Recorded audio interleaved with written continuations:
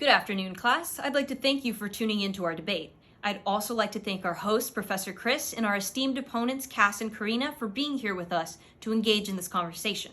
Finally, I'd like to show my appreciation towards my teammate Matt for his unwavering support. The proposition of today's debate is that physician-assisted suicide should be a legal practice in America. First and foremost, let's clarify the definitions of some terms that will be used throughout this debate. Physician-assisted suicide, or PAS for short, is a practice where a physician supplies a terminally ill, suffering patient with a dose of a lethal medication to prematurely end the patient's life. A physician cannot follow through with this procedure unless their patient meets the eligibility requirements of being an adult, is capable of communicating healthcare decisions, and has been diagnosed with a terminal illness that will lead to death within 6 months. In addition to that, the patient must make 2 oral requests to their physician to receive the procedure, must provide a written request to their physician that is signed in the presence of 2 witnesses, must have at least 2 physicians confirm their diagnosis, and must take a psychological examination to ensure that their judgment is not being impaired. Another critical word to mention is autonomy, which will be defined as governance over one's own actions. As a representative of the affirmative team, we fiercely assert that physician-assisted suicide should be a legal practice in America. Although this practice is not flawless, it should ultimately be up to each individual state to decide whether or not to allow the procedure to be legal within their limit lines. Banning PAS in the United States altogether is highly unethical, and as you will shortly discover through our argumentation, completely senseless. So, with that said, if the government team can prove to you that there are more elements of ethical reasoning, valuable medicine, and improvements in policy that come with granting each state full sovereignty over choosing if PAS is legal within their borders and there are downsides to its legalization, then it's only fair that we receive your vote as the declared winners of this debate. The current status quo, which frowns upon PAS, fails to acknowledge that all human beings should be entitled to making completely autonomous decisions, and also extremely undermines a personal value that we hold near and dear to our hearts, which is dying with dignity. I want you to think about all the choices you've made and will have to make in your life. Of course, there's small choices like what to eat for dinner, and larger choices like what career to pursue or who to marry. The point is, those are our choices to make, and our choices only. I think I can speak for everyone when I say that we would hate to have the ability to choose ripped away from us. What if I told you that if we followed through with the opposition's proposition to delegalize PAS in the states, our freedom to choose how we live out our last days would be highly jeopardized? If you or your loved one became terminally ill and had such a poor quality of life that you wanted to end your agony prematurely, you would have no choice but to continue to wither away in pain until your body gave out. From the account of Lydia Dugdale, a writer for the Yale Journal of Biology and Medicine, autonomy has exerted and continues to exert the most influence on U.S. medical practice. When discussing autonomy in healthcare, this means that a patient decides which medical procedures to partake in or reject. Patient autonomy is also why healthcare workers have to thoroughly explain both the risks and the benefits of a procedure, since they are not allowed to interfere with the patient's final decision. This type of rationale must apply to PAS as well, and as Dugdale passionately states, restricting an eligible patient from having this treatment fully violates their right to autonomy. Now, I'm sure you're still thinking, even with PAS out of the picture, I can still choose whether or not to be resuscitated if my heart stops.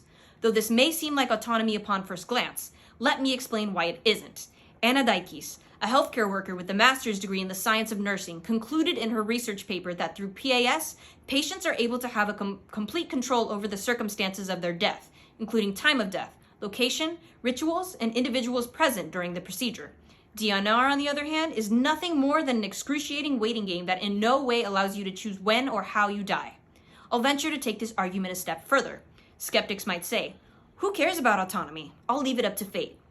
That's your personal choice, but it doesn't take away from the fact that the number of terminally ill patients who want to hasten death is higher than you think. In a study conducted by the Journal of Clinical Psychiatry, it was found that nearly half of terminally ill patients had the desire to die in the near future. So, even if you may not have the desire to prematurely end your life, show some empathy towards the terminally ill that do.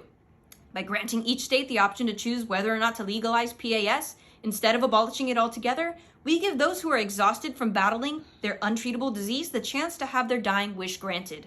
Continuing, we all deserve to die in a dignified manner. While some may be lucky enough to die peacefully, those fighting against an aggressive disease know that their death isn't going to be pretty. My own Aunt Cindy, who passed away from terminal cancer, spent her final days with her eyes swollen shut, gasping for air, and would fall unconscious from the amount of pain she was in. Though that's a brutal story to share, it's the reality that the terminally ill face.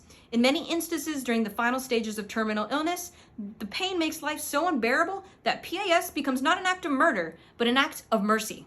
As stated by Dr. Eduardo Rodriguez, a professor of medical ethics, for the dying patient, suffering may go far beyond pain. This includes progressive loss of activity, mobility, increasing dependence on others, physical discomfort such as nausea, dyspnea, inability to swallow or talk, and dementia. Life loses all quality and meaning to the point that death is preferable. To refuse a dying patient the right to end their life on their own terms is completely unethical and makes death a despairing and humiliating experience. I'll play devil's advocate by saying, how do terminally ill patients know that PAS would be considered a dignified way to die? Although it's much more about the patient's comfort and sense of dignity, a study done by Jean-Jacques Georges, a researcher for the Institute for Research in Extramural Medicine, found that 92% of relatives whose loved one passed away from PAS felt peace in knowing that their family member died with dignity. Another common defense to this claim is that hospice care services can provide terminally ill patients with just as much of a sense of dignity. However, what this doesn't take into consideration is the complications that often come with this service. For example, a professional medical group known as Hospice of the Shoals recognizes that families have frequently reported that hospice care workers are undertrained, unprofessional, and in some cases, totally neglect their patients. In addition to this, hospice care isn't affordable. The Auburn Crest Hospice Facility admits that services can sometimes run up to $10,000 a month. Well, we shouldn't put a price on life, right? Of course not. But what point is there to take on so much of a financial burden just to be disappointed by the outcome? PAS, on the contrary, is much less of an expense, and various safeguards intact make it so there is little room for errors to occur. Clearly, PAS is a reputable and moral method for the terminally ill to receive a dignified death, which adds to the list of reasons why banning the practice in the states is a foolish proposal. Now, who's to blame for stigmatizing PAS in America? The culprit is none other than our own structural institutions, who have falsely directed the public into believing that the practice is too risky to be accepted as legitimate in the medical field. The truth is that these institutions are too close-minded and stuck in their own ways to understand that PAS helps people drastically more than it has the potential to hurt them. And it starts with us collectively using our voices to advocate for PAS to open their eyes. Once we do, the plan to solve this issue is relatively straightforward. If we convince Congress to pass a law that obligates each state to vote on allowing PAS within their borders during every voting period, then there is no way that it would be uniformly banned across the country.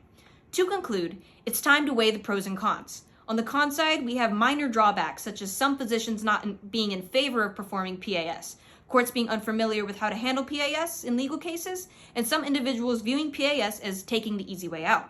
However, it all boils down to us educating others correctly about PAS to get rid of these misconceptions, emphasizing its benefits such as promotion of autonomy, normalizing empathy and compassion, implementing a completely safe and structured practice, improving the levels of trust between patients and physicians, and permitting the terminally ill to die in an honorable fashion will also work to change the public's mind about the way they perceive PAS, just as I hope I've been able to convince the audience of today.